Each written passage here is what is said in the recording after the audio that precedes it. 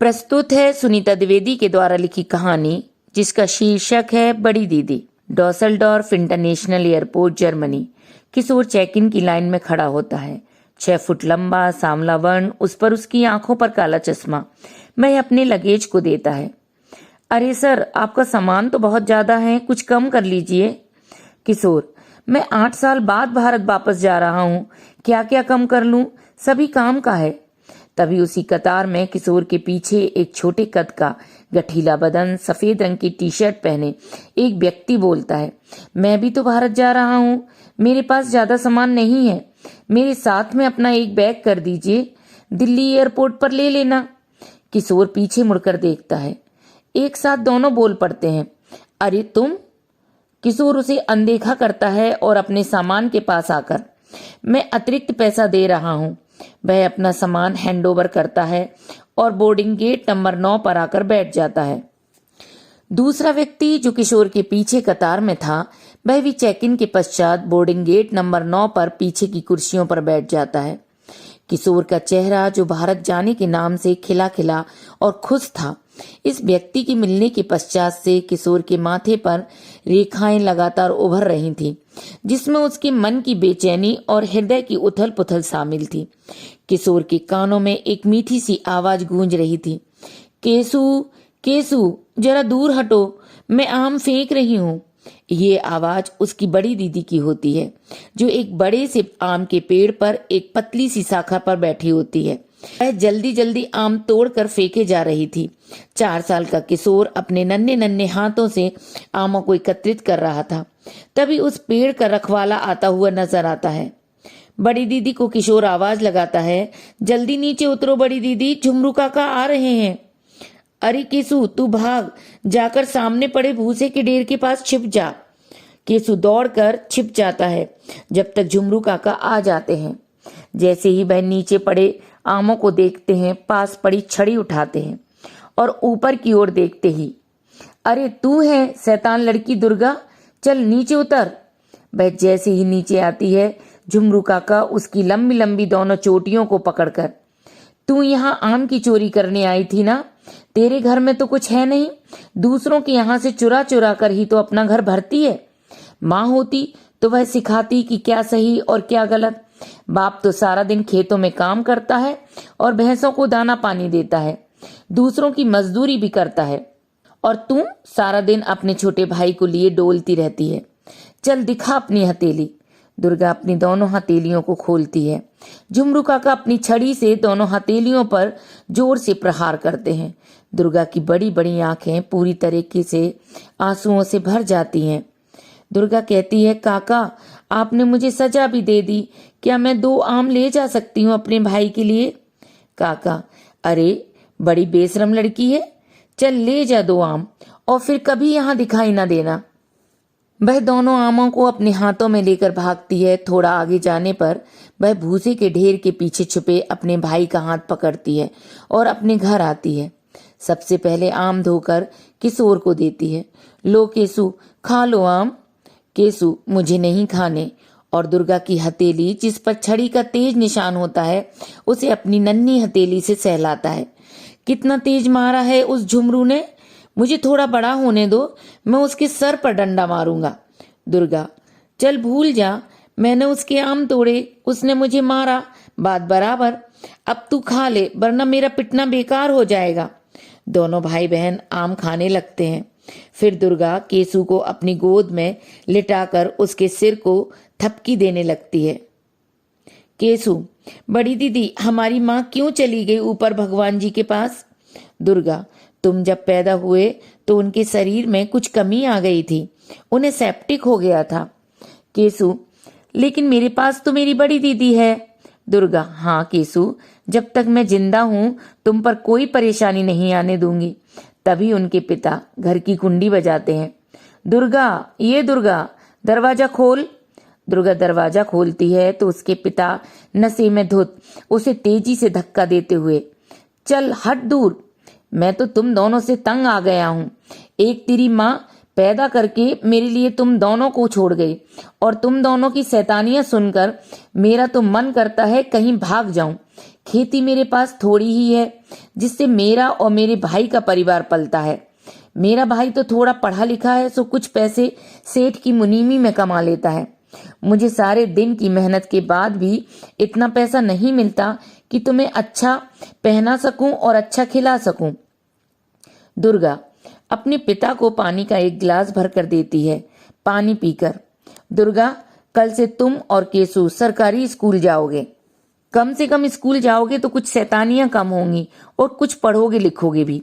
दूसरे दिन से केसु अपनी बड़ी दीदी का हाथ पकड़े स्कूल जाता है। दुर्गा अपने भाई का बहुत ध्यान रखती है। उसने 8 साल की उम्र में घर के सारे काम करना, खाना बनाना, साफ सफाई, बर्तन साफ करना अच्छे से सीख लिया था। वह पढ़ाई में भी बहुत अच्छी थी। उनका जीवन धीरे धीरे पटरी पर आ रहा था। बस पिता की आमदनी कम होने के कारण घर में रोटी कपड़ा कम ही उपलब्ध था। दोनों बच्चे कभी अचार रोटी, कभी दलिया, वो भी मट्ठे के साथ खाते। दूध तो कम ही मिलता था उन्हें, क्योंकि सारा दूध बिक जाता था और उसके बदले जो पैसा आता घर के खर्चों के काम आता था। आज दुर्गा का कक्षा 8 की परीक्षा में प्रथम स्थान आया था। वह अपने छोटे भाई केसु के साथ दौड़ते हुए घर पहुंचती है तो घर के बाहर लोगों की भीड़ लगी होती है। उसे पता लगता है कि उनके पिता का स्वर्गवास हो गया है। दुर्गा अपने भाई केसु को अपने बगल में चिपकाए खड़ी रहती है। कब उसके पिता का पार्थिव शरीर उसके सामने से चला जाता है उसे पता ही नहीं चलता। आज उसके ऊपर पिता रूपी छत भी नहीं थी। आज वह खुले आसमान के नीचे खड़ी थी। आज ऐसी तूफानी हवाएं आई थीं जो उसके पैरों के नीचे की जमीन और सर के ऊपर की छत दोनों उड़ा ले गई थीं। दुर्गा अपने आप को ऐसी भंवर में फंसा महसूस कर रही थी जिससे बाहर निकलना मुश्किल है। बस उसके हाथ में एक तिनके के रूप में उसके भाई केसु का हाथ था। गांव के लोग आते, अरे अब तू ऐसे ही खड़ी रहेगी? केसु का हाथ छोड़ और जरा घर के काम में लग जा। तेरा बाप मर गया है, सारी क्रियाकर्म का इंतजाम तुझे ही करना है। और उसके हाथ से केसु का हाथ छुड़ाते हैं। जैसे ही केसु का हाथ छूटता है उसके मुंह से बहुत तेज चीख निकलती है। वह दहाड़े मार कर रोने लगती है। कुछ औरतें आती उसे शांत करवाती हैं। वह सारी रात अपने छोटे से टूटे फूटे घर में पड़ी रोती रहती है, लेकिन कितना ही वह रोती उसे पता ही नहीं लगता कब वह बेहोश हो गई थी। सुबह लोग आते उसके ऊपर पानी छिड़कते। केसु जो पिता को अग्नि देकर आया था अपनी बहन से चिपक जाता है। बड़ी दीदी अब क्या होगा? दुर्गा होश में आती है। मैं तो हूं ना, तुम चिंता ना करो।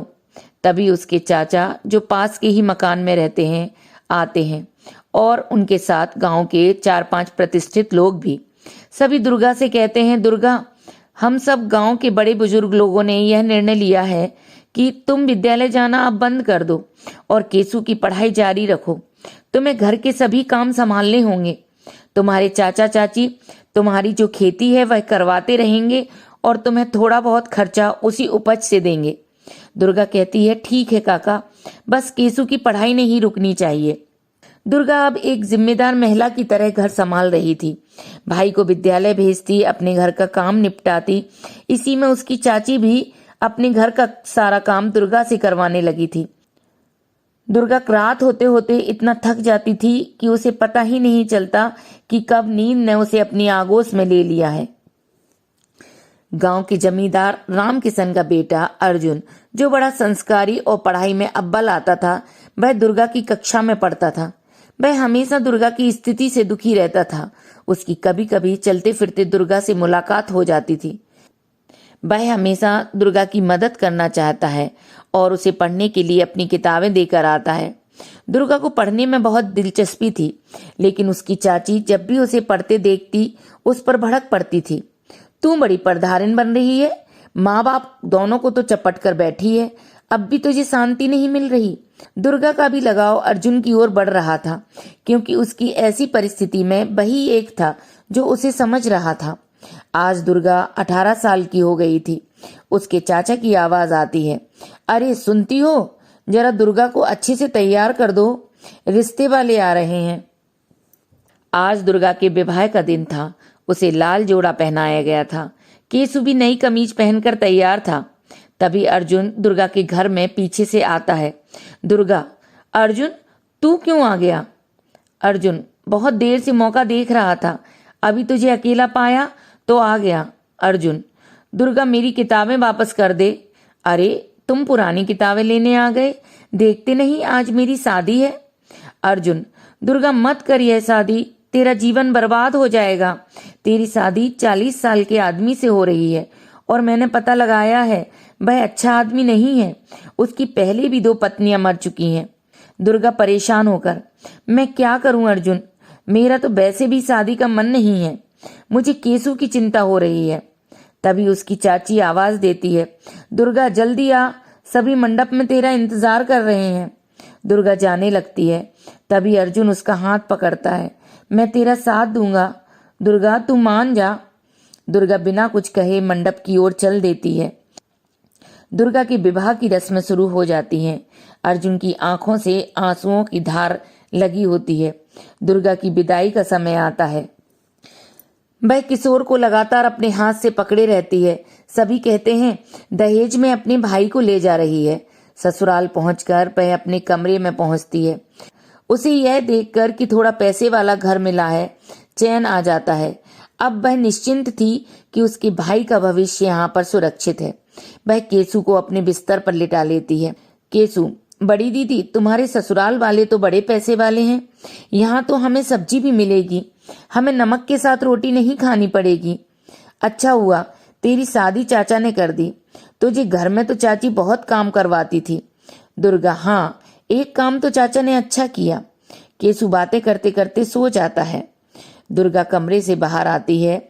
जैसे ही वह बरामदा पार करके आगे बढ़ती है तो उसे बगल में बने कक्ष से बातों की आवाज आती है।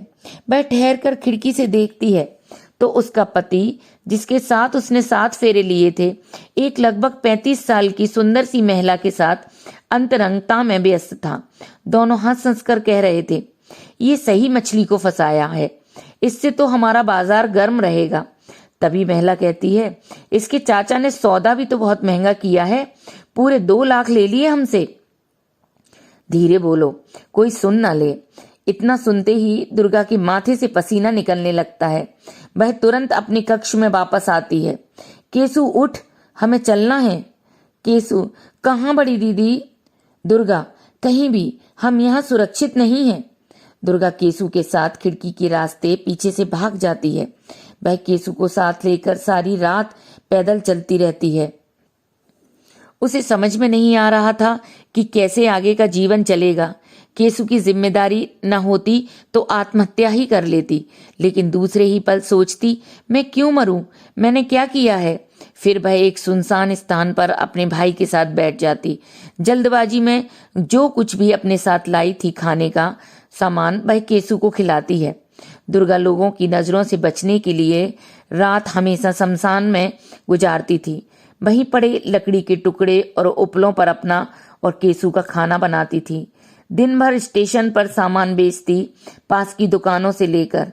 धीरे धीरे उसे काफी काम मिलने लगा था। उसने केसु की पढ़ाई भी शुरू करवा दी थी। वहां गांव में उसके ससुराल वालों ने उसके चाचा चाची का जीना हराम कर रखा था। कभी पैसे मांगते तो कभी कहते कि दुर्गा चोरी कर कर भागी है। यहाँ दुर्गा अपने नए सफर पर निकल पड़ी थी। उसे एक दिन पटरियों पर एक बच्चा मिलता है जिसे कोई फेंक गया था। वह उसे उठाती है और उसकी देखभाल करने लगती है। धीरे धीरे वह पटरियों के किनारे अपनी झोपड़ी तैयार करती है।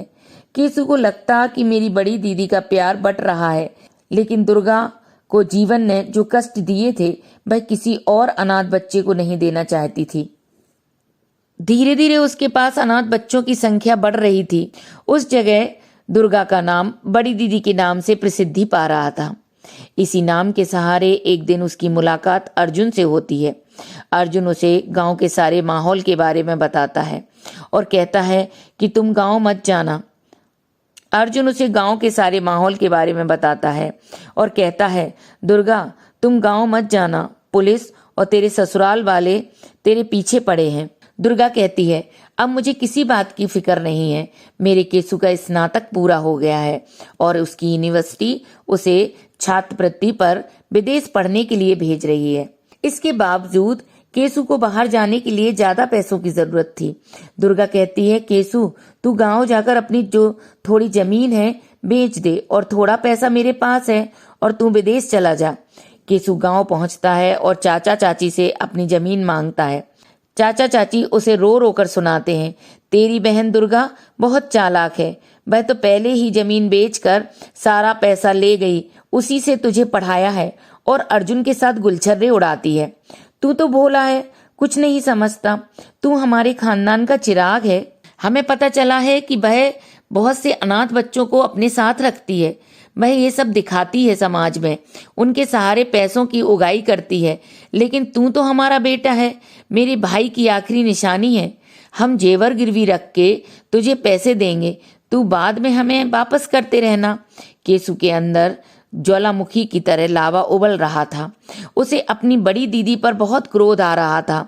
वह चाचा से पैसे लेकर सीधे विदेश जाने की तैयारी करने लगता है। उसे अपनी बड़ी दीदी का चेहरा भी देखना गवारा नहीं था।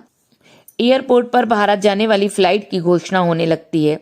किशोर होश में आता है। उसकी आंखें क्रोध के कारण लाल हो रखी थी।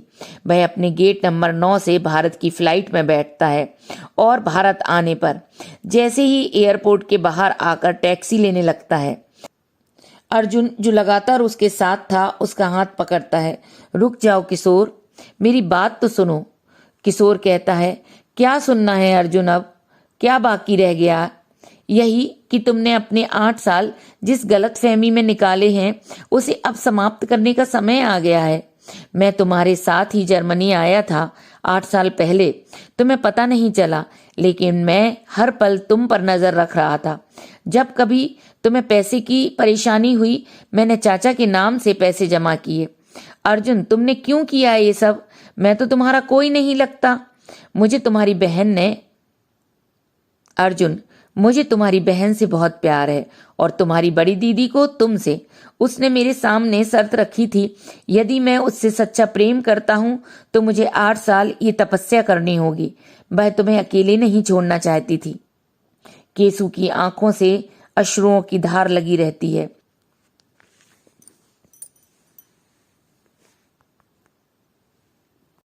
कहानी सुनने के लिए आप सभी का बहुत बहुत धन्यवाद और फिर मिलते हैं आपके अंतर्मन को छू लेने वाली मेरी नई कहानी के साथ।